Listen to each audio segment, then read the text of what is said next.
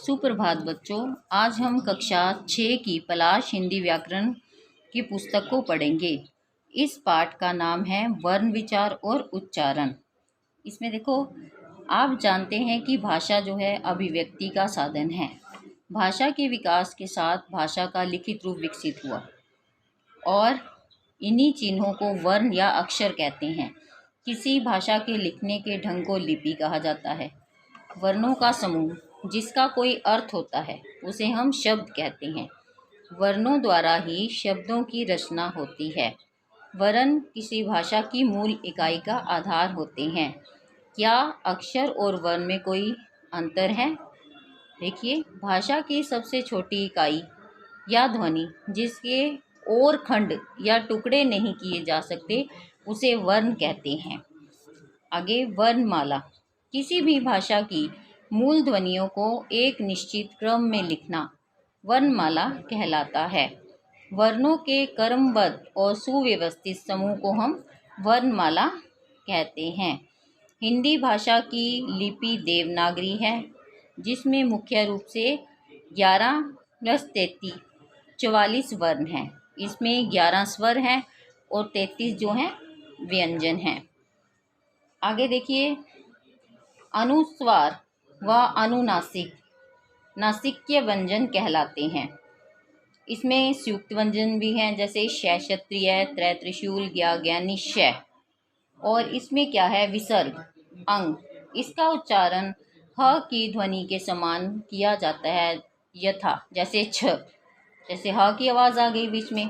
वर्णमाला में इनका स्थान भी ट वर्ग के पंचम व्यंजन के साथ है। इन ध्वनियों के अतिरिक्त हिंदी भाषा में कुछ अन्य ध्वनियाँ दूसरी भाषाओं से ली गई हैं, जैसे नुक्ता, यह उर्दू से ली गई ध्वनि है। वर्ण के नीचे बिंदु के रूप में लगाया जाता है, जैसे जिंदगी, बर्फ, ये जो है वर्ण के नीचे लगाया जाता है। आगत, आ और ओ के बीच की ध्वनि। अर्धचंद्राकार, इस ध्वनि का प्रयोग अंग्रेजी शब्दों के उच्चारण में किया जाता है, जैसे डॉक्टर, टॉफी, कॉलेज।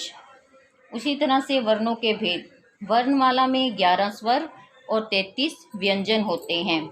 यही वर्णों के आगे 2 भेद हैं, जिसमें स्वर, जिन वर्णों का उच्चारण करते समय मुख से निकलने वाली हवा बिना किसी रुकावट के बाहर आती है उसे स्वर कहते हैं। अधिकांश स्वरों का उच्चारण जो है गले से किया जाता है। ये ध्वनियाँ प्राकृतिक रूप से बच्चे जन्म से ही गले से निकालते हैं। वर्णमाला में 11 स्वर है, जैसे अ, आ, ई, बड़ी ई, उ, ऋषि, ए, ओ। इसी तरह से ये आगे देखिए, इसके भी आगे 2 भेद हैं। ह्स्वर, ह्स्वर में देखिए जिन स्वरों के उच्चारण में बहुत कम समय लगता है वे ह्स्वर कहलाते हैं। ये संख्या में 4 होते हैं। आगे देखिए, दीर्घ स्वर, इन स्वरों के उच्चारण में ह्स्वर से दुगना समय लगता है, वे दीर्घ स्वर कहलाते हैं। ये संख्या में 7 होते हैं।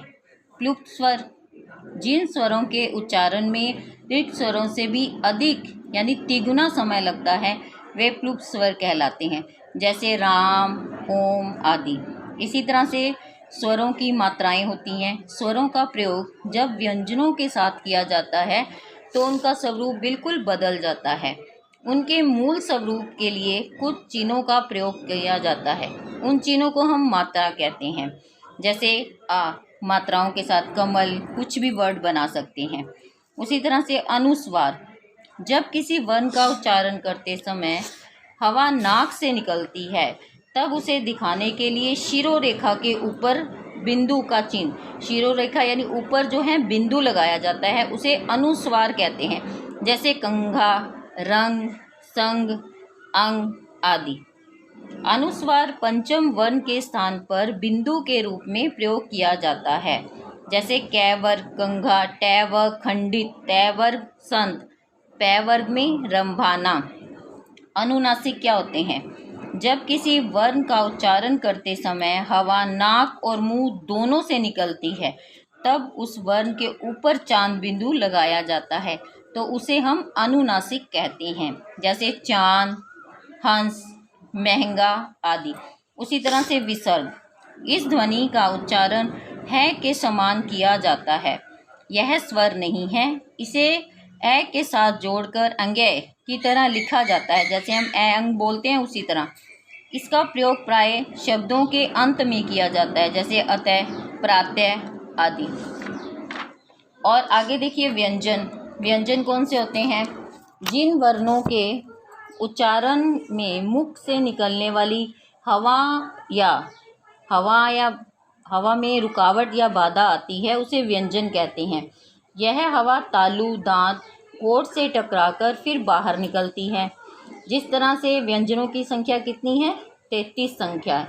इसमें आगे व्यंजनों के 3 भेद हैं: स्पर्श व्यंजन, अंतः और ऊष्म व्यंजन। स्पर्श व्यंजन देखिए, जिन व्यंजना का उच्चारण करते समय जीभ मुख से अलग अलग स्थानों को स्पर्श करती है, ये स्पर्श का मतलब होता है छूना। ठीक है। प्रत्येक वर्ग के अंतिम वर्ण को पंचम वर्ण कहते हैं। अंतः व्यंजन, इसमें क्या है? स्वर तथा व्यंजन के बीच स्थित होने के कारण इन्हें अंतः व्यंजन कहा जाता है, जिसके उच्चारण में जीभ मुंह के किसी भाग को पूरी तरह स्पर्श नहीं करती है।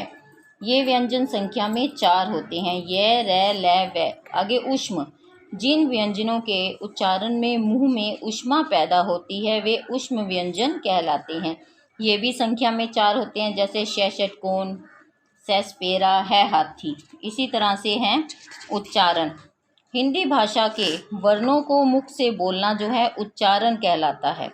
हिंदी एक ऐसी भाषा है जिसे जैसे बोला जाता है वैसे ही लिखा जाता है। किसी भी भाषा को शुद्ध रूप से लिखना उच्चारण कहलाता है। इसी प्रकार से हम बहुत सारे अशुद्ध शब्द देखते हैं जो हमें लिखने में बिल्कुल सेम दिखते हैं, लेकिन जब हम बोलते हैं तो वो शब्द जो हैं बिल्कुल एक समान होते हैं, लेकिन लिखने में जो है उनका उच्चारण जो है दूसरा होता है। इसी तरह से फिर इस लेसन को यानी पाठ को हम रिपीट करते हैं। भाषा की सबसे छोटी इकाई है वर्ण, और वर्णों को व्यवस्थित समूह में लिखना वर्णमाला कहलाते हैं। इसके 2 भेद हैं, स्वर और व्यंजन। स्वर बिना किसी सहायता के बोले जाते हैं और व्यंजनों को बोलने के लिए किसी की सहायता लेनी पड़ती है।